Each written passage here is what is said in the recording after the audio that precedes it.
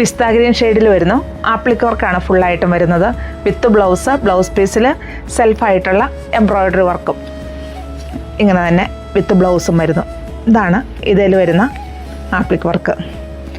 ഒരു ഓർഗൻസ മെറ്റീരിയലാട്ടോ ഇതിൻ്റെ appliqué work ചെയ്യുന്നത്, ഫ്ലവറിൻ്റെ ഉള്ളിൽ ചെയ്തിരിക്കുന്നത്. നമുക്കിത് വാഷ് ചെയ്യുന്നതിനൊന്നും ഒരു പ്രോബ്ലം ഇല്ല. വെയ്റ്റ്ലെസ് ആണ് ഈ സാരി. നമുക്ക് 1 ലെയർ ആയിട്ടും അതുപോലെ ചെറിയ ചെറിയ പ്ലീറ്റ്സ് ആയിട്ട് ഈ സാരി നമുക്ക് വെയർ ചെയ്യാൻ പറ്റും.